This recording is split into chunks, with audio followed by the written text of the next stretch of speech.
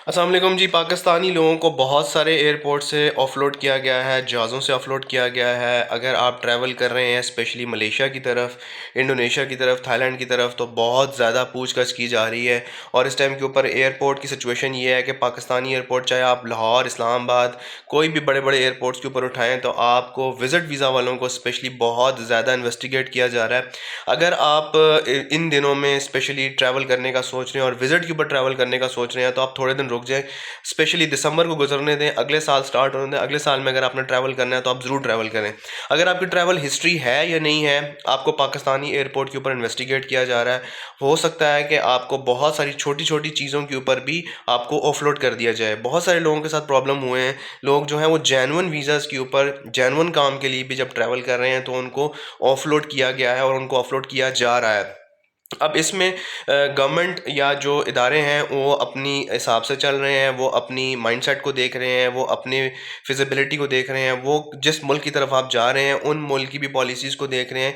क्योंकि वहाँ से बहुत सारी इंस्ट्रक्शंस ये आ रही हैं कि पाकिस्तानी बहुत ज़्यादा इलीगल इमिग्रेंट्स जो हैं वो इन चंद ममालिक में पहुँच चुके हैं। अगर आपने ट्रैवल का प्लान बनाया हुआ मलेशिया का, दुबई का, सऊदीया का, अगर आपने थाईलैंड का ट्रैवल का बनाया हुआ है और आपने कोई ट्रैवल हिस्ट्री बनाने के लिए आपने ट्रैवल करना है और आपकी ऑलरेडी ट्रैवल हिस्ट्री है, तो आप थोड़े दिन के लिए रुक जाएं। आपको प्रॉब्लम फेस करनी पड़ सकती है, आपको एयरपोर्ट के ऊपर पूछा जा सकता है।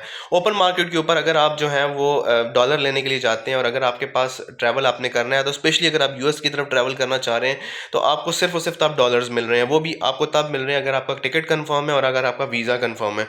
अब इमिग्रेशन डिपार्टमेंट जो कि इंडोनेशिया का है, मलेशिया का है, किसी का भी है, वो आपको ओके तो बोर्ड कर देगा। लेकिन जो इदारे हैं, जो गवर्नमेंट इंस्टीट्यूशंस हैं, उनकी मर्ज़ी है आपको स्टैम्प करते हैं कि नहीं करते। अब दूसरा प्रॉब्लम ये है कि बहुत सारे लोग इस चीज़ के ऊपर कंफ्यूज होते हैं कि अगर हमें ऑफलोड कर दिया जाता है तो हमारे पासपोर्ट के ऊपर स्टैम्प कर दी जाती है। उस स्टैम्प से हमारी क्या ट्रैवल हिस्ट्री के ऊपर कोई फ़र्क पड़ेगा कि नहीं पड़ेगा? तो इसका जवाब है नहीं पड़ेगा। उसकी वजह क्या है? उसकी वजह यह है कि आप उसके साथ कुछ भी कर लें, अपने पासपोर्ट के साथ आप पासपोर्ट चेंज भी कर लें, तो आप जो है वो पाकिस्तानी डाटाबेस में आ चुके होते हैं। आपको पाकिस्तानी डाटाबेस में जो है वो आपको आपकी एंट्री हो चुकी होती है कि आपको ऑफलोड किया गया था, आप किस कहाँ पर ट्रैवल कर रहे थे, लेकिन वो डाटा सिर्फ पाकिस्तान में यूज़ हो रहा है। अगर आप अब जब तक आपने वो वीज़ा यूज़ नहीं किया, आप दूसरे मुल्क में पहुँचे नहीं हैं, लेट्स सपोज आपने मलेशिया पहुँचे नहीं हैं और आपको पाकिस्तान से ही ऑफलोड कर दिया गया है, तो और फिर मलेशिया के जो सिस्टम में आप बिल्कुल क्लियर हैं। आपको सिर्फ और सिर्फ कंसर्न ये देखना पड़ेगा कि आप पाकिस्तानी जो इमिग्रेशन है वहाँ के काउंटर से आपको दोबारा जब जाना पड़ेगा तो आपसे सवाल थोड़े से ज़्यादा पूछे जा सकते हैं। तो इसलिए आप घबराना नहीं है।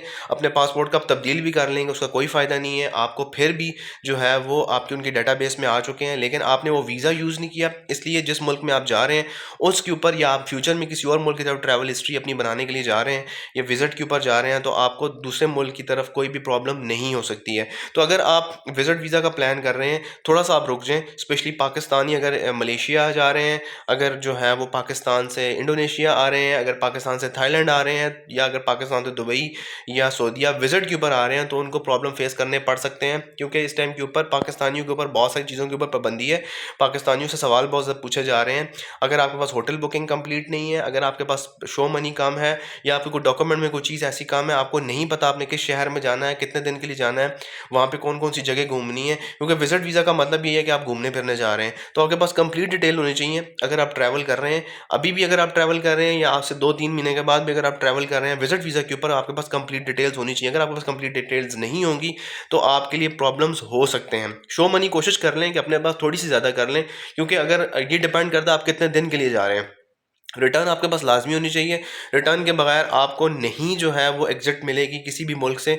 आपके पास रिटर्न ज़रूर होना चाहिए, और जितने दिन के लिए आप जा रहे हैं आप कोशिश करें कि आप उतने दिन के हिसाब से थोड़े से पैसे एक्स्ट्रा अपने पास रखें, ताकि आपको अगर सवाल पूछा भी जाता है शो मनी के हवाले से या होटल बुकिंग के हवाले से, तो आपको इस तरह का प्रॉब्लम ना फेस करना पड़े। तो बहुत सारे पाकिस्तानियों के साथ ये प्रॉब्लम हुई है, उनको पाकिस्तान से ही आगे नहीं जाने दिया गया, उनके साथ प्रॉब्लम्स हुए हैं, उनकी ट्रैवल हिस्ट्री ऑलरेडी थी भी, फिर भी उनको नहीं जाने दिया गया। तो इसलिए कोशिश करें थोड़े दिन आप रुक जाएँ अपनी। अगर आप ट्रैवल हिस्ट्री बनाने का प्लान बना रहे हैं, या आपको कोई बिजनेस टूर भी है, आप थोड़े दिन रुक के जाएं। थोड़े दिन रुक के आप जाएंगे, हो सकता है थोड़े हालात बेहतर हो जाएं, फिर आपको इस तरह के प्रॉब्लम नहीं फेस करने पड़ेंगे। लेकिन स्पेशली 2023 में ये इशू ज़्यादा है। 2024 स्टार्ट होने दें, क्रिसमस गुजारें, दिसंबर गुजारें, नया साल शुरू होगा, फिर आप अप्लाई करें विजिट वीज़ा के लिए, तो आपको विजिट वीज़ा लगने के चांसेस भी बढ़ेंगे और आपको इस तरह के प्रॉब्लम भी फेस नहीं करने पड़ेंगे एयरपोर्ट के ऊपर।